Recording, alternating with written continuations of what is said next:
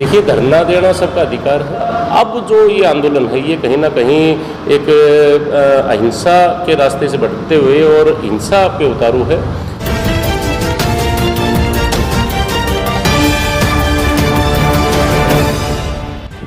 नमस्कार, आप देख रहे हैं तहलका हरियाणा, आपकी आवाज। आज भाजपा किसान मोर्चा के प्रदेश अध्यक्ष सुविंदर सिंह मांडी बादशाहपुर में भाजपा किसान मोर्चा के महामंत्री मुकेश जेलदार के निवास स्थान पर पहुंचे। यहां पहुंचकर उन्होंने अपने साथी वीरेंद्र यादव, जिला अध्यक्ष किसान मोर्चा, पूर्व सरपंच विजय सिंह जेलदार, जिला महामंत्री किसान मोर्चा मुकेश जेलदार, मंडल अध्यक्ष सुनील यादव, मनोज तंवर, मंडल अध्यक्ष किसान मोर्चा बादशाहपुर, अमित, लक्ष्मण, प्रतीक, केशव आदि के साथ भोजन ग्रहण किया। भोजन के उपरांत सुखविंदर सिंह मांडी ने अपनी उंगलियों को चाटते हुए कहा, बहुत दिनों के बाद बचपन की याद आ गई, मतलब कि बस मजा आ गया।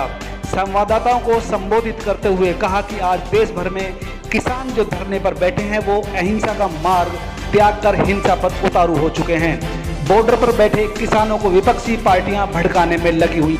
खासकर उन्होंने कांग्रेस पर किसानों को गलत राह दिखाने का आरोप लगाते हुए कहा कि आज किसान इतने उग्र हो चुके हैं कि चुने हुए प्रतिनिधियों को उनके क्षेत्र में नहीं जाने दे रहे हैं। इससे प्रदेश की जनता का नुकसान हो रहा है। उन्होंने कहा कि अगर चुने हुए प्रतिनिधि जनता के बीच नहीं पहुंच पाएंगे तो उनके काम कैसे होंगे।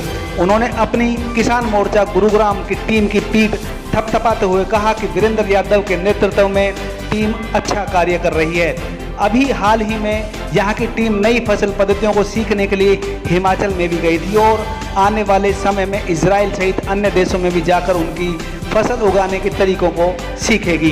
तो आइए सुनते हैं प्रदेश अध्यक्ष सुखविंदर सिंह मांडी, जिला अध्यक्ष वीरेंद्र यादव, जिला महामंत्री किसान मोर्चा मुकेश जेलदार ने क्या कहा। देखिए, धरना देना सबका अधिकार है। उसमें चाहे किसान संगठन हो, कर्मचारी यूनियन हो या अन्य किसी समाज का कोई भी वर्ग हो जिसका संगठन बना हो, सबका अधिकार है। और समय समय अनुसार आपने देखा भी होगा कि किसान के द्वारा इन संगठनों के माध्यम से जो भी सरकारें हमारी रही हैं उनके समक्ष आवाज़ उठाई गई है। बहुत सारी ऐसी समस्याएं हैं, रोज़मर्रा की समस्या भी किसान के सामने, कई बार बड़े मुद्दों को लेकर भी किसान अपने आप को संगठित करके उसमें अपना एक अभियान चलाता है। रही आज के किसान जिस आंदोलन की आप बात कर रहे हैं, आप इसकी शुरुआत से लेके और अब 7 महीने के करीब ये हो गया। इस दौरान अगर आप चीज़ों को देखेंगे तो आपको स्पष्ट तौर पे समझ में आ जाएगा कि कौन लोग हैं जो इनके मंच शेयर करते हैं। स्टेज जो शेयर करते हैं वो पीछे से उनका बैकग्राउंड क्या है, किस किस्म के लोग हैं, किस प्रकार से उनका जो पीछे का जो समय रहा है वो लोग किस प्रकार से रहा है, किन राजनीतिक दलों से जुड़े हुए वो लोग रहे हैं, ये सारी विषय आपको दिखने में आ जाएगा। दूसरा, अब जो ये आंदोलन है ये कहीं ना कहीं एक अहिंसा के रास्ते से भटकते हुए और हिंसा पे उतारू है और अराजकता का एक माहौल कहीं आपको बॉर्डर से लेके प्रदेश और आपके पंजाब इसमें फैलता हुआ दिखाई दे रहा है। इसमें कोई दो राय नहीं। आज किसी को जिंदा जलाने की बात की जाती है, इसके साथ साथ वहाँ कोई बलात्कार की घटना निकल के आती है। आज आप विरोध करते हो कि हम पार्टी जो सत्ता में है उसको घुसने नहीं देंगे, तो ये सीधा सीधा है, ये पूरी तरह राजनीति से प्रेरित है और इस आंदोलन का अब कोई औचित्य नहीं रहा। जो आम किसान है वो इससे अपनी दूरी धीरे धीरे बनाने लगा है।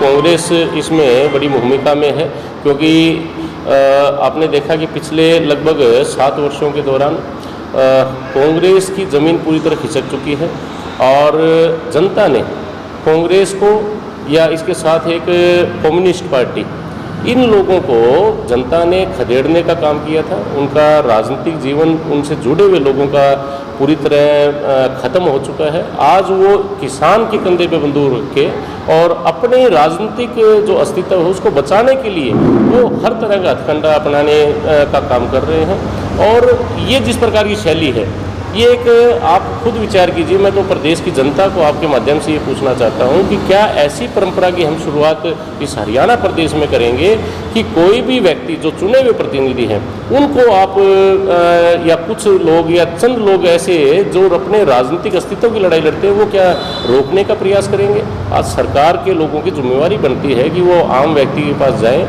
और अपनी समस्या का समाधान करवाएं। और आज अगर ये दूरी जनता की और सरकार की बन जाएगी तो इसका नुकसान किसको होगा? ये जो यहाँ टोल टैक्स के ऊपर या आपके बॉर्डर के ऊपर बैठे इन लोगों को नहीं होगा, वो आम जनता को होगा। उनकी और भी बहुत सारी समस्याएं हैं, उनका जो समाधान चाहिए उनको, उसके लिए उनको अपने चुने हुए प्रतिनिधि के समक्ष जाना पड़ेगा या प्रतिनिधि को उनके पास जाना पड़ेगा।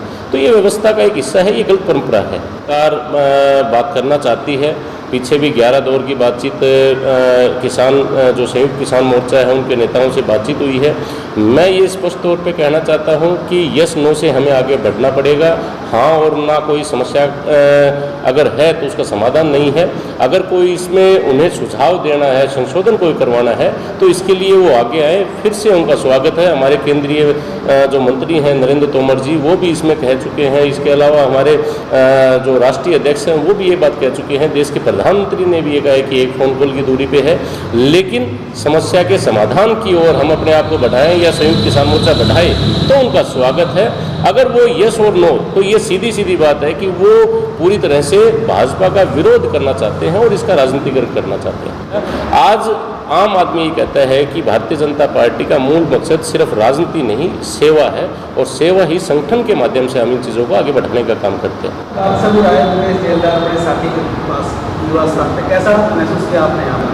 देखिए, आज एक अलग अनुभव जिसको हम कह सकते हैं, जिस प्रकार की भोजन की हमने यहाँ भोजन का कार्यक्रम था सभी साथियों का, तो जिस प्रकार की भोजन की व्यवस्था थी, जो सरसों का साग और जो चटनी रोटी और जो नीचे बैठ के हमने जिस प्रकार से हम परंपरागत तरीके से या पौराणिक तरीके से हम एक भोजन लेते थे, उस तरीके से आज मुकेश जी के यहाँ हमने भोजन किया। और ये अच्छा लगता है। आज जिस प्रकार का कल्चर जो एक बदलाव हमने देखने को मिला है गुरुग्राम जैसे क्षेत्र के अंदर, सब कुछ आप इस शहर को बढ़ते हुए जब से आपने देखा है उसी अनुसार हमारा खान पान, उसको खाने का तरीका भी सब कुछ बदल गया। लेकिन इसमें भी हमारा जो एक देसी अंदाज जिसको हम कह सकते हैं, हरियाणा कल्चर जिसको हम कह सकते हैं, वो एक कल्चर आज मुकेश झेलदार जी के यहाँ भोजन पर हमें देखने को मिला।